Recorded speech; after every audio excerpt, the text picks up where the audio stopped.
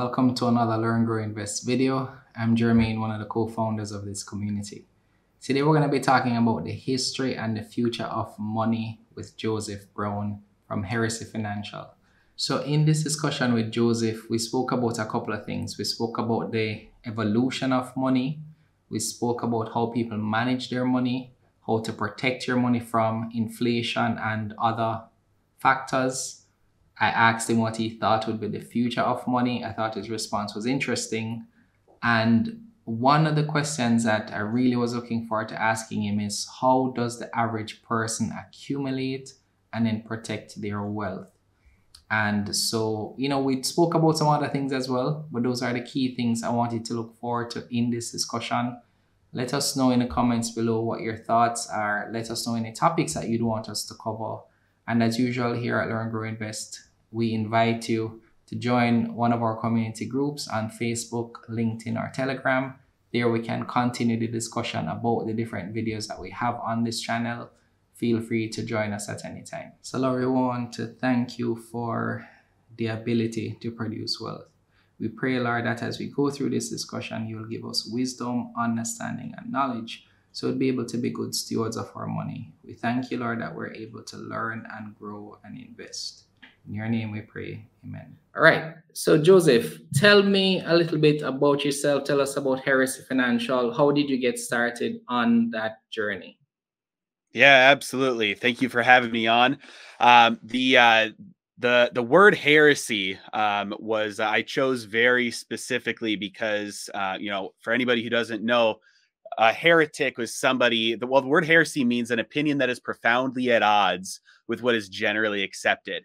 And so when you look back at history, typically the most famous examples of heretics are ones who stumbled upon the truth and the establishment didn't want to admit that that was true. And so the truth is kind of shunned, but then history usually proves the truth right. Think of like Galileo, right? The earth goes around the sun, not the other way around. So I became a stockbroker, and I was a stockbroker for about 5 years. And that was my introduction into the world of investing and finance and economics and money. And over those years, I'm very curious. I'm a learner, and I always wanted to understand more and more about how the system works. And eventually got to a point where I realized there were some things not adding up from the traditional information and how it's passed down, the conflict of interest with how the industry works for recommendations and advice on investing, and ultimately where all of that comes from is the government. And so I had to become a reader and start to figure out how some of these things actually work from outside the system. And it got to a point where I realized, hey, you know what? The financial system, it works in a different way than what most people understand. And in my current role, I didn't have the ability to, give people the proper education about how things work, and then investing accordingly to that. And so that's when I branched out on my own and started Heresy Financial. And I've been focusing on this, the YouTube channel that I have for just about 2 years now. Yeah, and so I can fully understand where you're coming from, because what we see locally is sometimes you don't get, well, you feel like you're not being educated from the financial institutions who are providing the investments, or from the banks who are managing your money. It feels almost like you're left to educate yourself. So I would understand you being in that position, not feeling like you're able to say certain things or do certain things for the best interest of those who you're advising. So that definitely makes sense there. So to speak a little bit just about the content that you produce, tell us how you go about, doing that. What are some of the things you speak about there? Yeah, speak about everything related to the economy and investing. I talk a lot about the Federal Reserve and inflation. In terms of assets, we look at gold, silver, Bitcoin, stocks, real estate, pretty much everything. It's kind of an overall financial research / news channel. And it's the biggest challenge really is number one, coming up with content to talk about. It's always easier to talk about fewer things than more things, but also I spend the majority of my time just learning honestly, studying and learning and learning new concepts. You know, when NFTs came on the scene, learning about that, you know, so that I can talk about it intelligently when, you know, somebody asks me, or if I wanted to make a video about it. And one of the things that I'm studying about right now is the euro and the eurozone and banks in Europe. And so it's a constant learning process and trying to figure out, okay, what is the foundation of the system? How does it work? So that you know, once it clicks, once I know how it works, then I can break it down for other people in a way that I wish would have been, you know, presented to me. That you just shared one of the secrets to content creation right there, Yeah. because that's what we find as well. At some point, you'll do enough videos about everything that you know. And so now you just have to learn new things to keep having things to talk about. So I spend Yeah. most of my time reading and going through content from others to learn enough to be able to do our own content here on this channel as well. So if you're a content creator watching, the secret is just to keep learning, and then you'll have more content to produce. All right. So one of the reasons why I wanted to speak to Joseph here today is I've seen a lot of videos on his channel about the topic of money. And I find that it's something that's not really spoken about a lot. So based on what I've seen and heard from Joseph, I thought it'd make an interesting discussion to just ask him some of the things that I've heard him talk about before. And so I know he has a certain level of understanding that he can share with our community to help us understand just some basic things about money, because we're going to be building on this topic in other videos, you know, as a part of our stewardship series. We're going to be talking to persons about how to steward their money well. But before we get there, we have to talk about money in itself, what it is. So we're going to start with, you know, understanding here from Joseph now the history of money.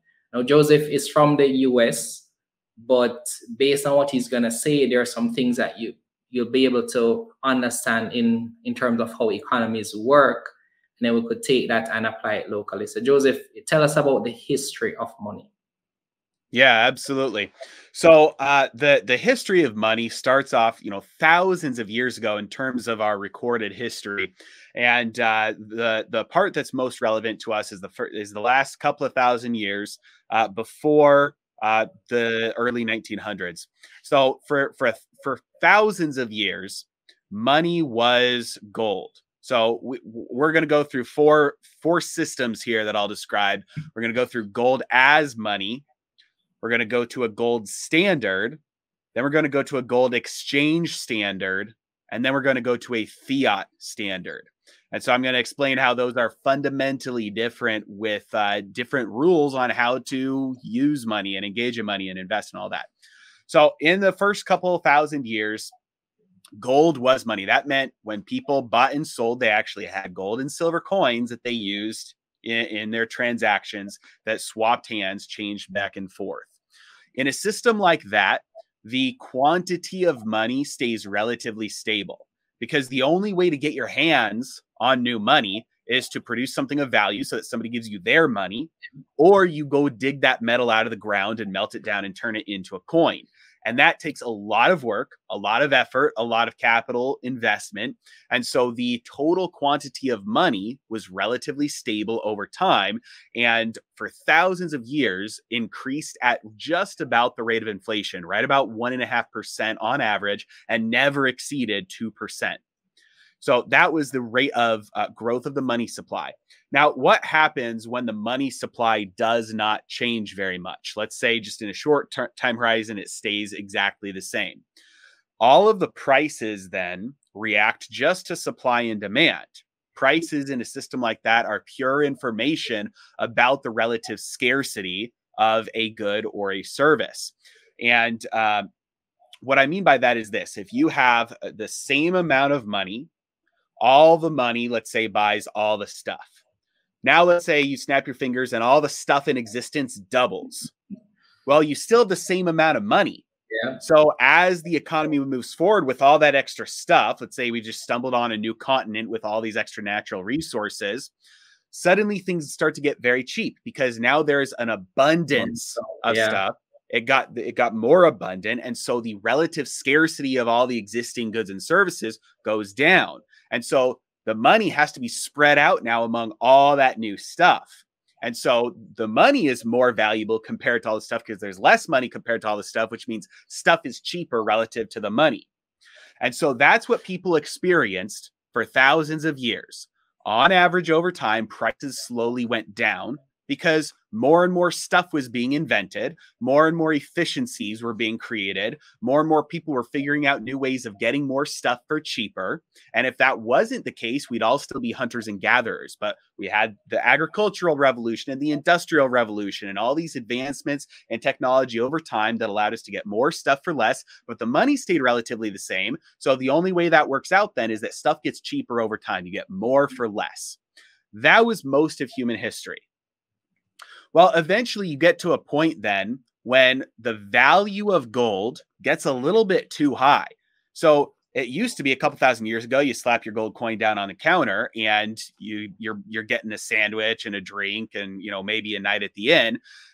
You wait enough time, and now that gold coin will buy a horse, or it's a down payment on a house. It goes up in value over time.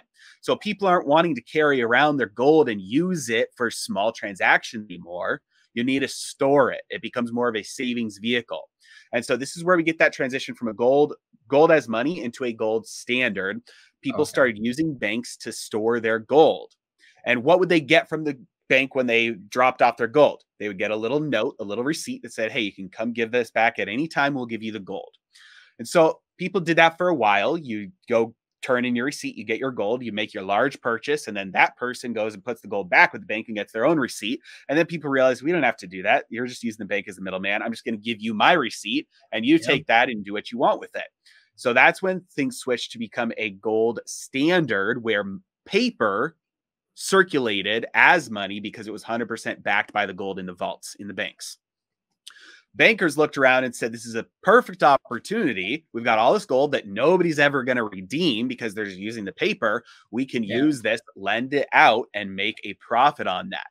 As soon as that starts, now you have inflation because the money supply increases as this process goes on. Because you have, let's say in the economy, you've got 10 pieces of gold. All that goes to the bank, and now you've got 10 pieces of paper trading as money, all backed up by the gold. But now that gold goes out and gets lent into the economy. So now you've got, let's say, 5 pieces of gold lent out into the economy, but you still have the 10 pieces of paper. So the money supply just increased by 50% because you've got the 10 pieces of paper and 5 extra pieces of gold now all circulating as money. Okay. So when you have the money supply expand, this is called fractional reserve banking, where the banks lend out in excess of what they have promised to be able to deliver. And so the money supply increases. That is the exact opposite of what's happened for most of history. Most of history, prices go down over time, but suddenly the money supply expands. Well, what happens when the money supply expands? The exact opposite. Money becomes more abundant relative to all the stuff. It takes more money to get the same amount of stuff because the stuff didn't change, but the money did change. And so just like if you're playing Monopoly, if the banker hands out, doubles everybody's money around the board, well, you're going to buy all the properties. You're going to put houses on your properties. You're going to put hotels on your properties. Rents are going to go up. And just after a couple times around the board, everybody's cost of living skyrockets because everybody got a surge in purchasing power that bid up the prices of everything in the economy. And so that's exactly what happens. And you get to a point then when the bank can't lend out any more money. You have debts. You have a tipping point happen where debts start getting called. Somebody goes to redeem. You have a run on the bank. Nobody has the real wealth to back up the paper that they thought was there. The bank doesn't have it. There's a run on the bank. It collapses. Prices fall back down. There's a recession. There's a crash. Well, that should have been outlawed. It wasn't outlawed. It was nationalized. And so that's when we turn from a gold standard. Well, this is in the middle of, this is the transition from a gold standard to a gold exchange standard. It's the process of nationalizing this. And instead of outlawing banks from doing this, you establish a bank on top of the banks so that if one bank has a bank run, they can just go collect from the central bank, the bank on top of the banks, who gets their gold from all the other banks that are a part of the system. And if you want a banking license, you have to be a part of the system. And so instead of outlawing it, you centralize it under the central bank, nationalize that practice. And instead, risk can't be eliminated. It can only be transferred. So instead of risk being isolated to individual banks, you transfer that risk to the entire system. And that's exactly what happened when countries got central banks. They suddenly had pretty much unlimited purchasing power. They funded endless wars, or wars beyond what they had been able to afford in World War I and World War II, and drained their economies of all of the wealth. And the only economy in the world then after World War II who had any gold was America. And so the rest of the world, instead of saying, hey, we screwed up, we shouldn't have done this, we're going to rebuild, we're going to go back to, using gold as money, they just said, America, you have gold, we don't. We're going to keep our paper, and we're going to back our paper up with dollars, because dollars are still backed up by gold. America was still on a gold standard, so the rest of the world went to a gold exchange standard. They backed up their money with dollars because dollars were backed up by gold. And then at any point, the promise goes, just like it all throughout history, if you want to turn in your paper for gold, you can. Well, just like the banks and just like the central banks, America printed more dollars than we actually had gold to back it up for about 30 years. And the rest of the world started to catch on to this. And in 1970, 1971, the world was like, hey, you know what? We don't think that America has all the gold they said they do. Just like the banks, the bank run, and it had happened over and over, and we just scaled it up throughout history. The rest of the world, there was a bank run on the Fed. Everybody went to go get their gold. We were 2 weeks away from running out of gold, and Nixon said, nope, no more. We're not going to give you any more gold because there's not enough to give everybody the gold. And took the world off of a gold exchange standard, and that's when we flipped into a pure fiat standard for the first time in thousands of years. And so that's the story of the history of money, how we got to where we are today, and the rules of investing and the rules of saving and the rules of debt are radically different under these different systems, which we can get into. But when you ask, okay, well, what do I think about money? Why do I think that about money? Well, 95% of what we know and believe was just basically programmed into us in the first 5 years of our life.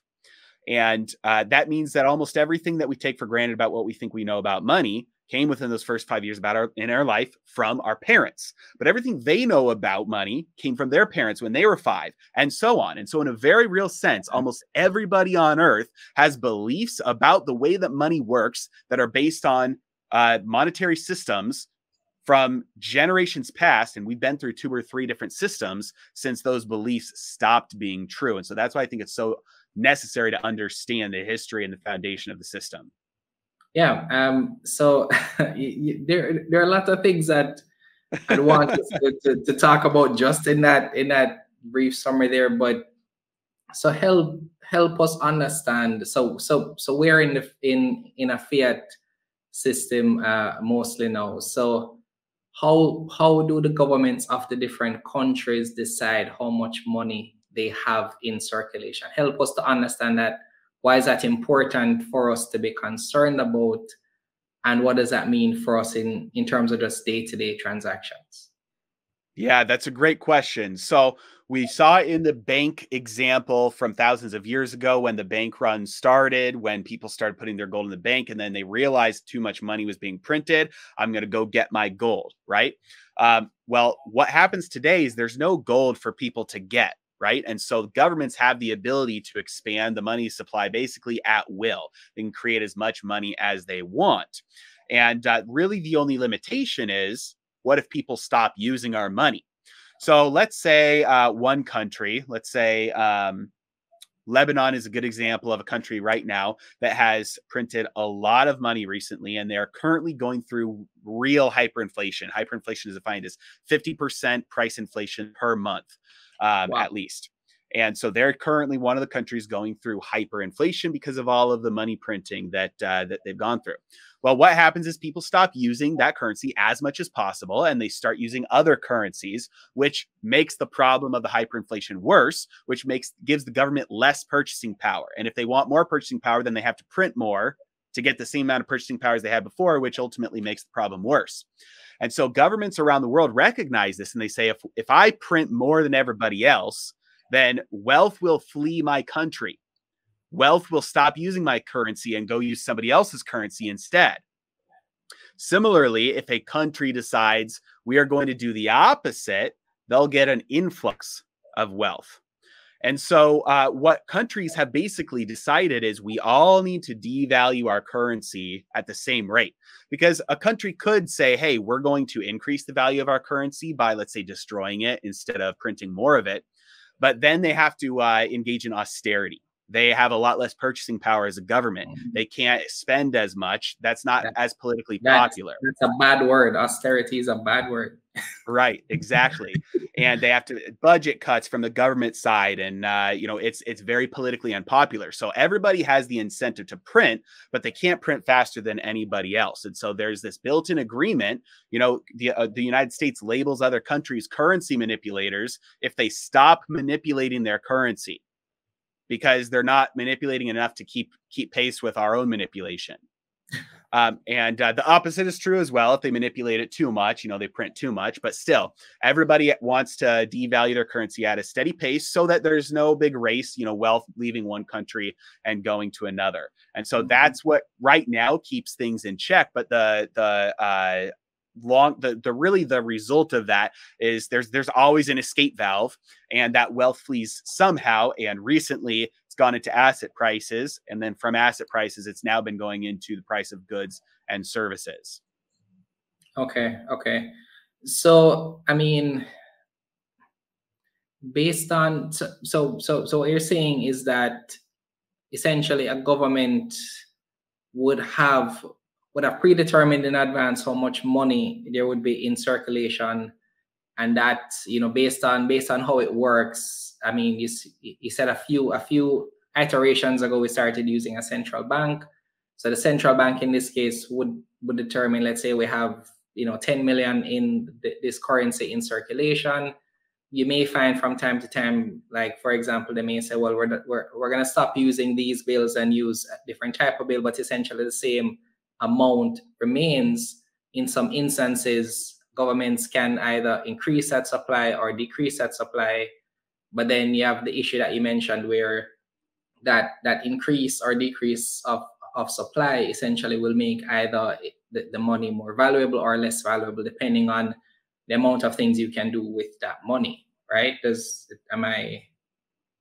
Yeah. So in general, the way that this works is the greater the quantity of money, the lower the value of each unit of that money. And so the purchasing power of that money goes down. So you need more of the money to buy the same amount of stuff as compared to before. And so countries that overprint and overexpand their money supply, what they end up having to do is, slap more zeros onto new bills, right? Because, like in America, a penny's worthless, a nickel's worthless, a dime is worthless. Nobody uses change anymore. A dollar's getting to be worthless. You look in other countries that are further down the road than us in this hyperinflation or high inflation, and you just start slapping zeros onto new bills. So there might be a $10,000 bill, a $100,000 bill. But the other thing is, it's not all physical paper. We're looking at the total supply of money, which includes all of the money in bank accounts, all the digital money, just the ones and zeros in bank accounts. And so that's all part of the money supply. And the central bank is the one that controls the money supply. Although in most countries, the central bank is very closely tied to the central government, and usually supplies a good amount of the funding for the central government's spending. Through printing. So it's just one of the things I've thought about growing up is like, why doesn't the government print enough money to give everybody, to make everybody wealthy, essentially? Just give it to everybody and let them, decide what to do with it. So that's why I asked the question, because it's, some persons may just be wondering on a very basic level, why just not print enough, give everybody money, but you can't just do that, right? So that would, as you say, lead to a case where there's too much, and then that will pretty much not be the situation that you want.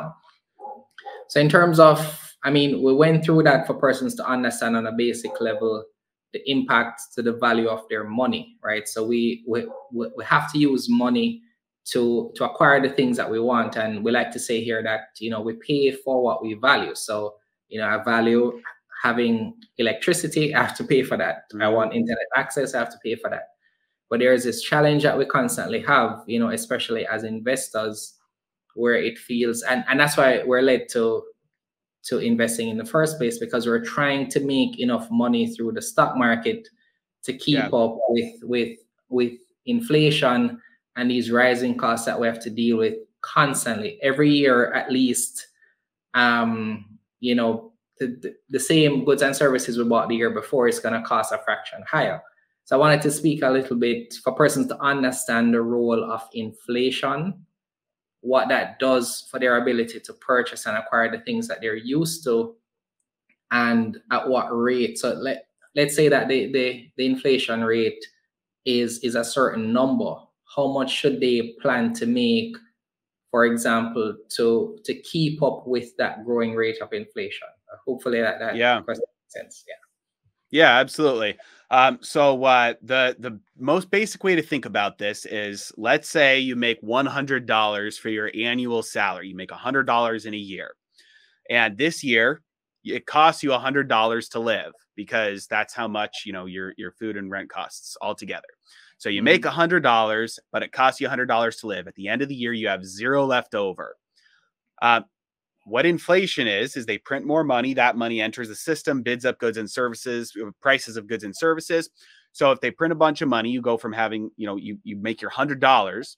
Next year, though, instead of life costing you $100, life costs you $105, maybe $110. Whatever the rate of inflation is on average, it's going to cost that much more to live. So if it's 5%, it costs you $105 to live.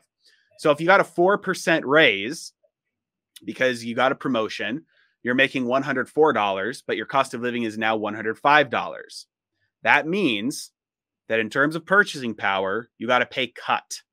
And most people don't realize this dynamic takes place and happens until the numbers are very severe, until the numbers are 10, 20, 30, 40, 50%.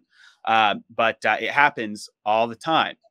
Pretty much everybody I know has had pay raises over the last year, 2 years, 3 years, and they've been lower than the rate of inflation, at least measured by them. And sometimes it's above the official rate of inflation. But if the official rate of inflation is measuring beef and you only buy chicken and the price of chicken goes up, then your cost of living goes up more. And so the rate of inflation is highly individualistic based on your own living standards and your own habits. And you're not going to be trying to fool yourself if you're measuring inflation yourself.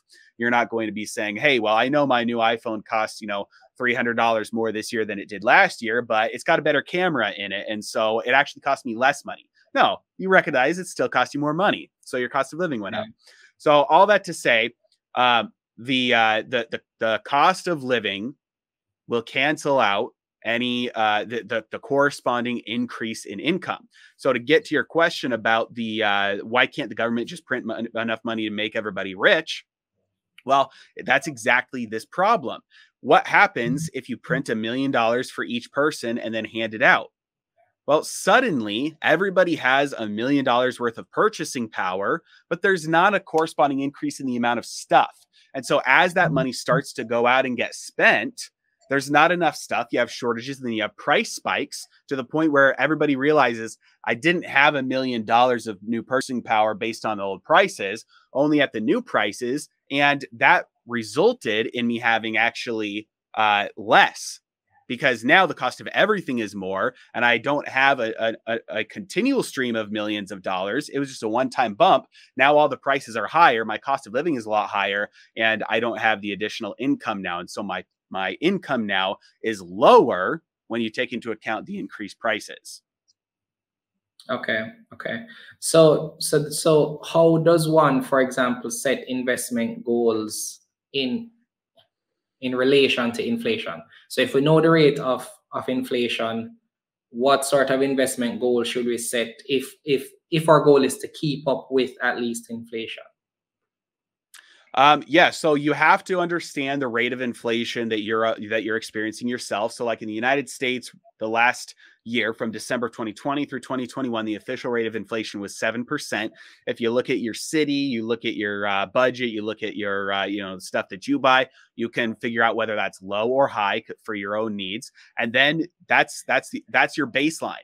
So let's say my inflation rate is 7%. If I'm not making 7%, I'm losing money. If I make 6%, that means I'm losing 1% a year. If I make 8%, that means I'm only making 1%, because you have to adjust for inflation. And so that changes things on how you invest, right? Because back in the day when gold was money, stuff got cheaper over time. That meant all you had to do was put money in the bank. That meant that every year, if you made the same amount of money, you're richer every year. That meant you could save more every year, and the purchasing power of what you have saved grows every year. Now, if you save and you're making 0.25%, 1% on your savings, you're losing 5 or 6% every single year.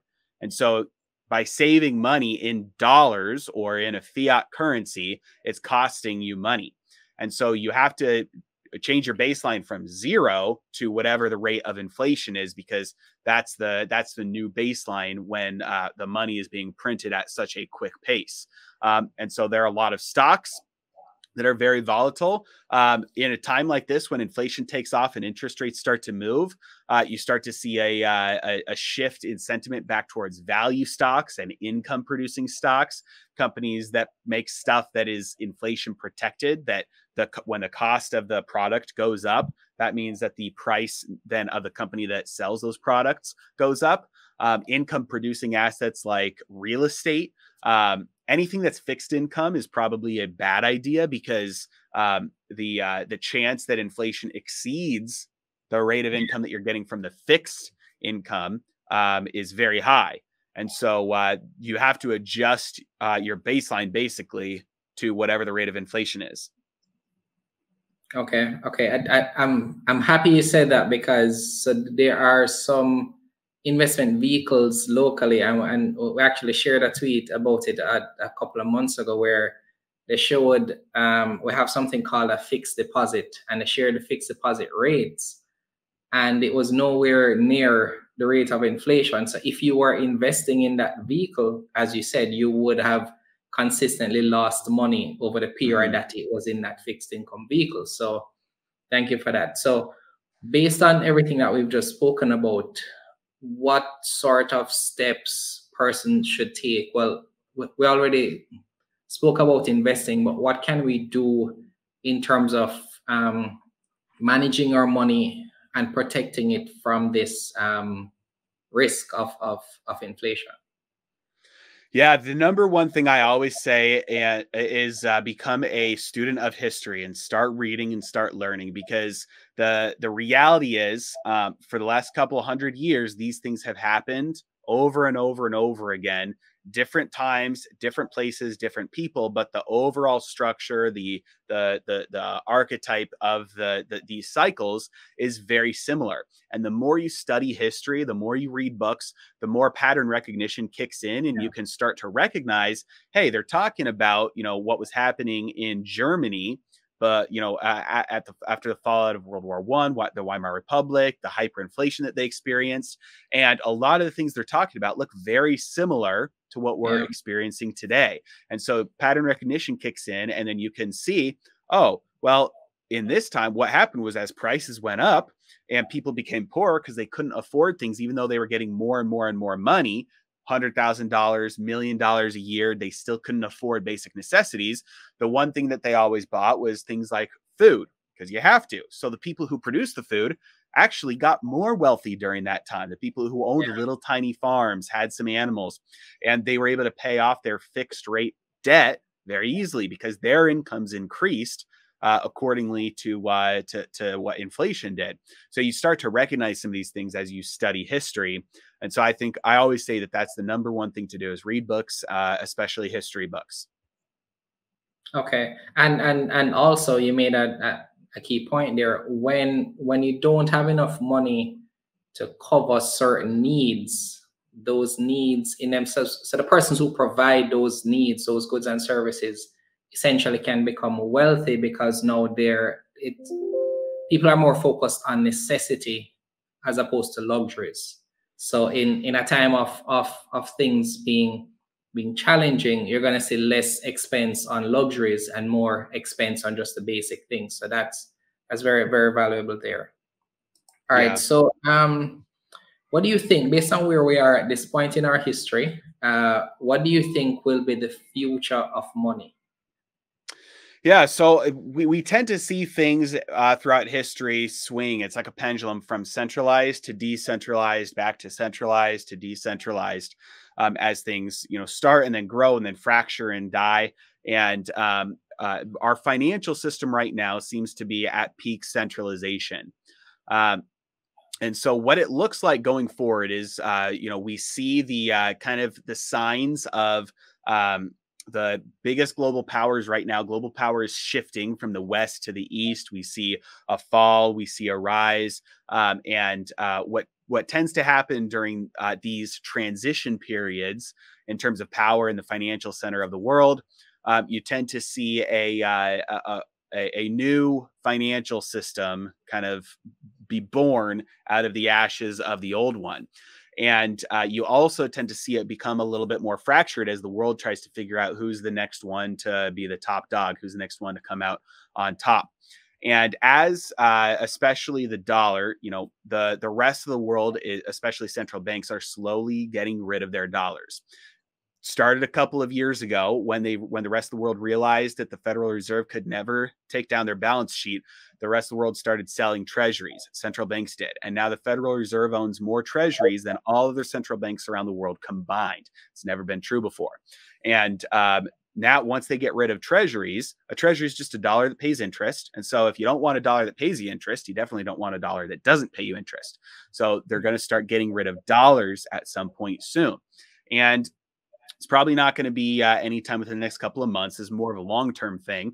But as they get rid of dollars, more and more, the only place that will accept dollars will be the United States. That means you have a collapsing currency, and that means that prices get bid up as all those dollars flood back home to the United States, and the world looks for a new currency to use. In the wake of that, you are going to have populations around the world demand stronger currencies because you'll notice the fallout from weak currencies that are devalued and overprinted, and countries won't want to do that. So then the politically popular thing to do will be to have a sound money system. You already see some countries preparing for this. You see El Salvador just adopted a Bitcoin standard. Yeah. If that turns out well and Bitcoin continues to either move sideways, hold its value, move up, you'll see other countries that have zero competitive advantage adopt Bitcoin as their competitive advantage, and they'll start getting wealthy because of it. And that will create a snowball effect. You will also see other countries who don't buy Bitcoin but already have a lot of gold. They'll say, hey, well, if you want sound money, we don't have Bitcoin, but we just backed our money with gold. There are a lot of Eastern European countries who have a lot of gold. Russia and China might have enough to back their currencies already partially with gold. And there are even rumors that Russia has enough if they wanted to back their currency completely with gold, and they've got like no debt. And so there are places around the world that'll say, hey, we're in a position now to be extremely fiscally conservative, and we've got the gold to back it up, and we can compete with sound money. We can compete with Bitcoin. We don't have to overprint because we have the wealth. We've stored it up. And so you will probably see kind of a fractured financial system for a while, where you have competing systems of sound money that is not being overprinted. And long term, who knows what the winner is? Who knows what it looks like, 100 years down the road? But I anticipate the near future to be more decentralized and fractured than the current system, which is basically everybody on the dollar. Okay, I can just hear all the Bitcoin advocates saying, clearly the future is Bitcoin, right? There's nothing else. So Sure. so what is this? I mean, let's take that down to a very basic level now. How do investors watching this now, how do they prepare for that sort of future that you just described? What does the individual do in that case? Yeah, well, it certainly depends on the level of wealth, because that's going to change how you can prepare for things. At the start, the number one thing to look at is how are you saving money? Because regardless, saving is still good, but you can't just assume that saving means fiat currency. Yeah. throughout history, saving meant gold, right? And so you want to save in something that historically preserves its purchasing power. And even today, gold still does. When you look back thousands of years at things that don't get cheaper from deflation or technology, gold still holds up his purchasing power fairly well. And so you want to save in things that hold their purchasing power, that don't lose it. And then when you invest, you want to invest in cash flowing assets. And if you're going to start speculating, you want to make sure that you are hedged. If you look at the advice and education, the guidance from every single of the most successful investors and traders of all time throughout history, there's only one thing that they all have in common. And it's not their strategy for making money, it's their strategy for avoiding losing money. Every single successful investor and trader of all time has that one thing in common. They will not lose money. The number one rule is don't lose money. The number two rule is never forget rule number one. Right. Yeah. And so and they do it different ways. Right. Some people set tight stop losses on their traders. Some people invest with options so that they keep them a lot of their money in something like cash. They take a little bit of it and speculate on options so that if their bet hits, they make a lot on that. And if it doesn't, they only lose a little. So limited downsides, unlimited upsides. A lot of people would do it by investing with fundamental analysis. And so you look at a company and you make sure there's a margin of safety there, and that even if it takes a while, eventually the value of that company will be proven. Solid companies, that's a Warren Buffett approach, right? And so there are many, many, many ways to do this. But the number one thing is save in vehicles that don't lose their purchasing power over time. And then when you invest, don't lose money. That's it. Because you can't know the likelihood of something happening. The only thing you can know is the worst case scenario, and then protect yourself against it.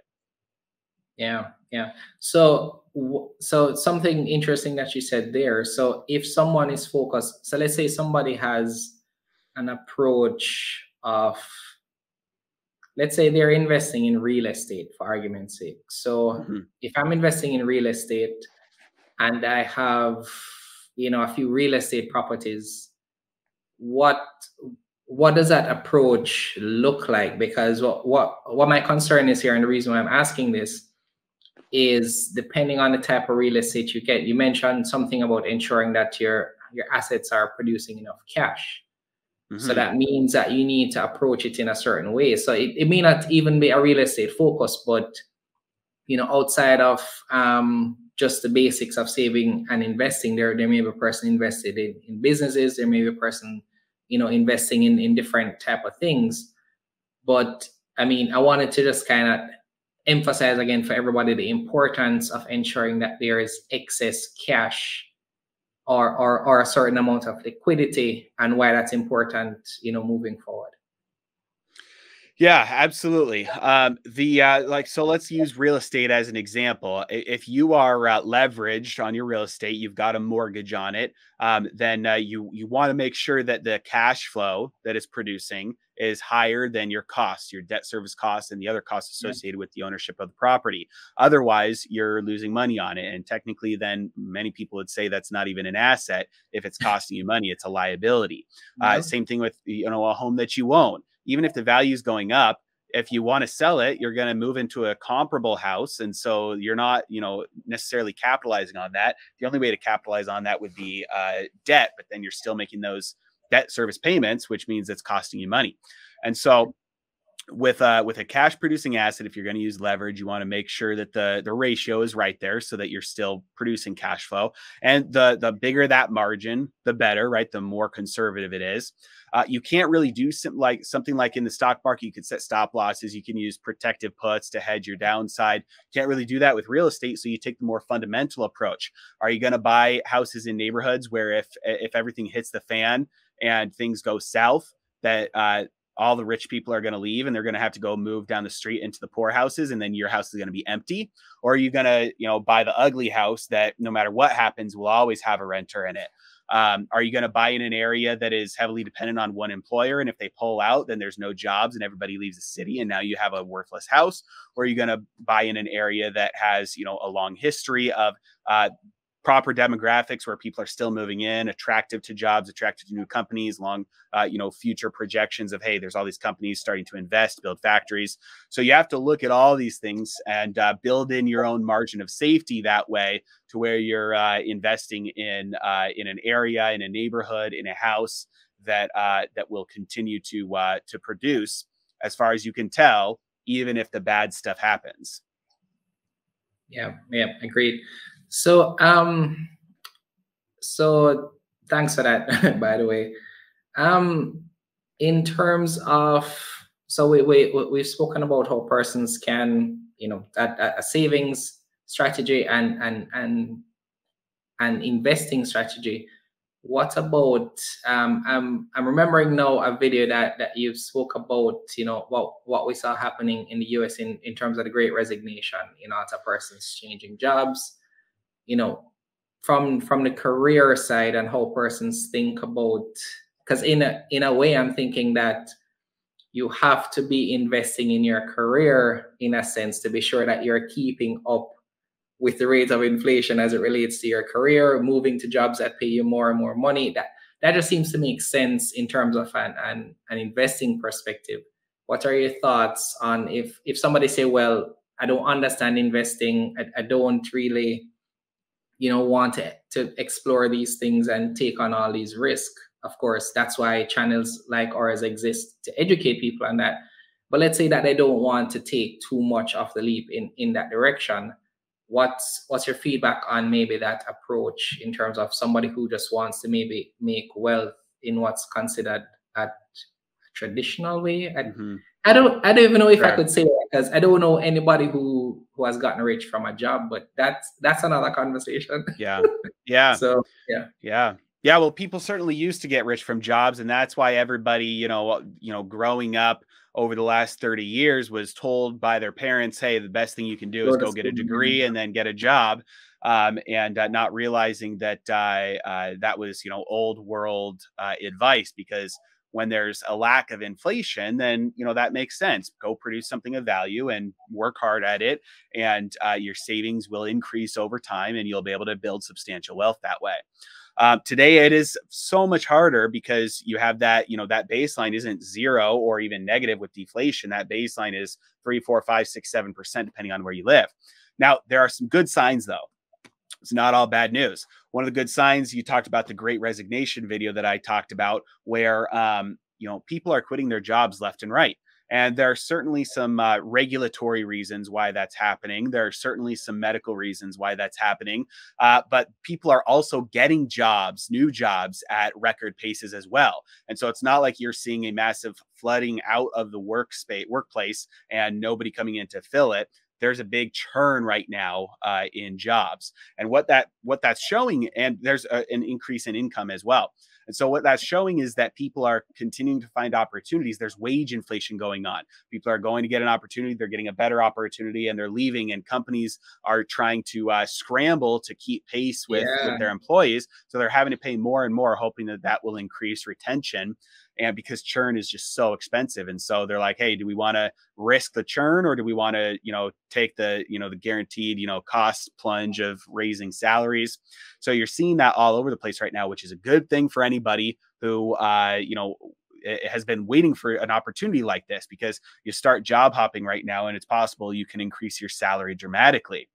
Yeah. Now, if you can get wealthy from that, it's a different question, especially, but if if you budget well and you save well and you invest that money well, and you're disciplined and you're increasing your skills, and you can continue to get better and better jobs rather than just the same job at better salaries, then that's certainly one way to do it. The other thing that I talk about that right now I think is very understated about what's going on right now is a transition from giant company corporate man to entrepreneur side hustle. I think over the next 30, 40 years, we're going to see just such a massive shift. Young people today don't want to go get a job. They don't want a 9 to 5. They don't want to clock in. They don't want to clock out. They want to be contractors. If they have, those, it's the same thing as like, a couple generations past. You have the work ethic, you have the drive, You'd rather be a contractor though, work all the hours that you want, and then don't have to ask your boss if you want to take a vacation. Yeah. And so it's not a lack of drive. It's not a lack of work ethic. It's not a lack of any of that. I think it's just a difference in seeing how the world works and realizing that doesn't benefit anybody, the company, or well, benefits the company, but that lifestyle doesn't benefit That's me. what I And say. everybody will be better off if I operate this way. And then you have a lot more entrepreneurial types who are starting side hustles and not even being contractors. You're just going out and starting your own businesses and doing little things. And people are realizing that if they keep their expenses down, keep their lifestyle simple, a very small side hustle, a very small little gig, an online business, e-commerce, or even garage sale flipping, little things like that, they go a long way. And so I think we're going to see a boom in entrepreneurship, and that will be the new normal in a couple of decades. Yeah, I agree. And we've seen here in Jamaica where a lot of new businesses have been registered in the last 2 years. And I for one, so I've worked from home maybe for the last 3 years. So even before the pandemic, I preferred to be at home. I didn't see a reason why I needed to be in an office. I actually think it's a great expense for the company and for the employee. And it doesn't really ensure that you get work done. It's really just a place that we've sort of built up this false sense of productivity. But I'm in IT. Maybe that's why I saw the IT sector has always, I think, been one of the leaders in innovation in how people work, because we're focused on technology. But what I saw was an opportunity to work from home. So I work roughly the same amount of hours now, but then I have so much more time because I'm not stuck in traffic for 2-3 hours per day, and I'm not having to, I show up like I'm showing up to work. Some days I may not get as much work done, but overall I think I'm more productive. I'm more rested. I'm healthier.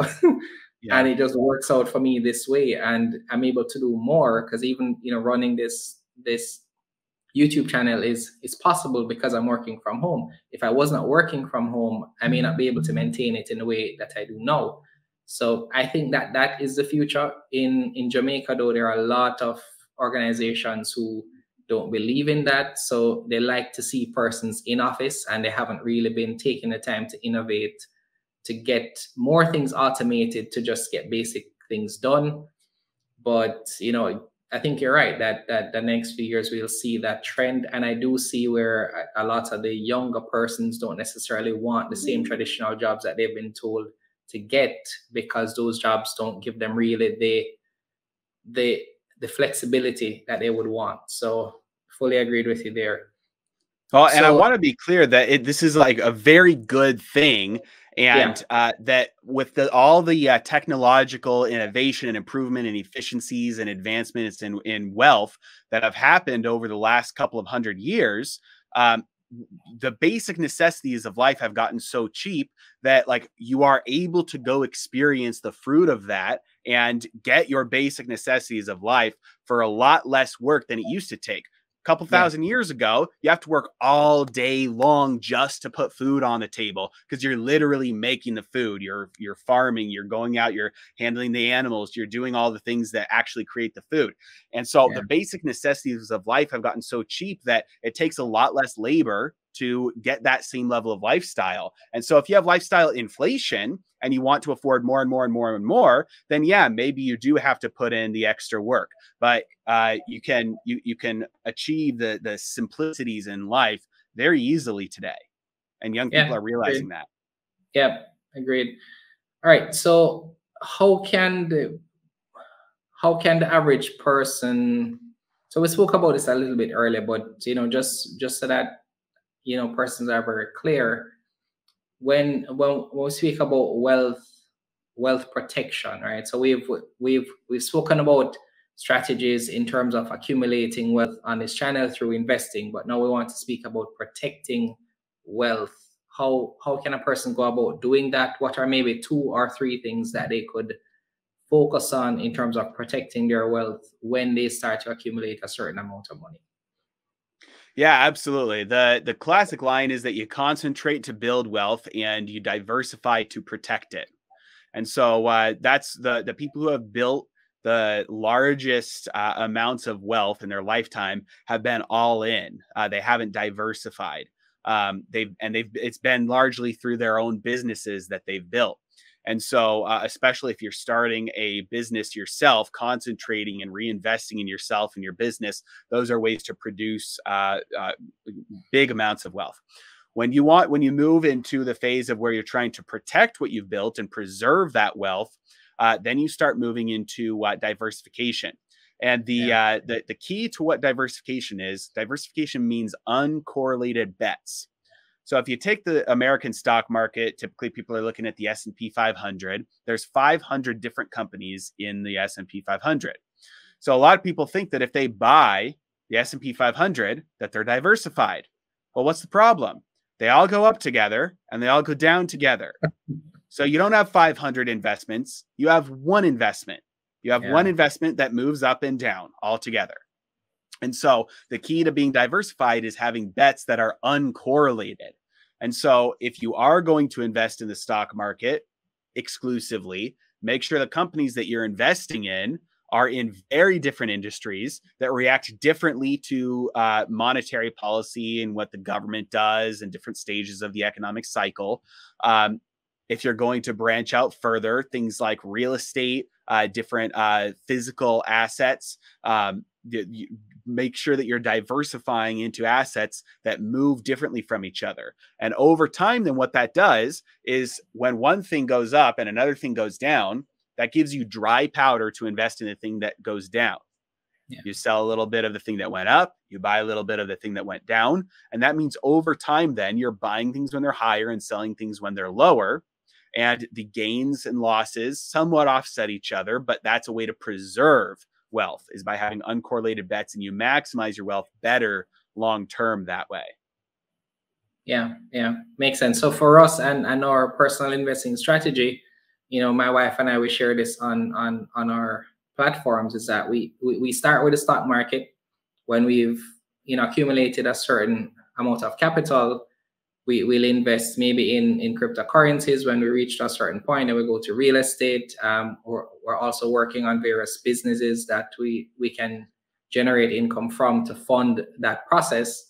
And what we're doing is that we understand that though things are favorable with the stock market right now, we don't know at what point it may not be the case. Though things are going well for cryptocurrencies now, we don't know how long that will be the case. So we try to spread it across different assets while thinking about liquidity, while thinking about our daily needs, while thinking about the fact that we're maybe a few years from retirement. And so all these things we're thinking about, and I think you said it right, because one of the things we advocate for is concentration in terms of building wealth and diversification in order to maintain. And so we're at that stage now where we're just trying to lay that foundation, and at some point we'll focus on businesses only, move away from corporate, focus on those businesses, and still just do the same thing over and over again. And hopefully that gives us enough of a cushion to be able to live the way that we want to. So all right, so in terms of so you're a big advocate, Joseph, in terms of reading, acquiring knowledge. You spoke about a reading challenge on a YouTube channel. Can you share that with us? Because I want to encourage our viewers as well to take on this challenge. So go ahead, share it, and hopefully we can encourage some persons to join you in that challenge. Yeah, absolutely. I recently talked about I read 100 books per year. And it's taken me a long time to get to that point, to build a habit where, that volume is high enough. But because I started off and my big goal was one book every month. And it was very difficult when I started that. And then slowly, if you force yourself to have to, I increased to 3 books a month from there, and I wanted to get 36 books in a year. Somehow you find the time. And I found that I stopped watching TV as much. I stopped watching movies as much. My wife and I would read at the same time. That would be something, nice. An activity that we would do together. I found that, you can find little tips and tricks. Like I'd have I'd be reading like 3 books at a time. I'd have like one on Audible that I'd listen to on my commute. I'd have one on Kindle that I'd use when I was, out and about. If I was just waiting in line for something, I could pop it up on my phone. Then I have another paper one that I could read when I was more relaxed. And so you start to find little tips and tricks, and then you realize there's a lot of time available in our day that we don't dedicate to something that's useful and productive.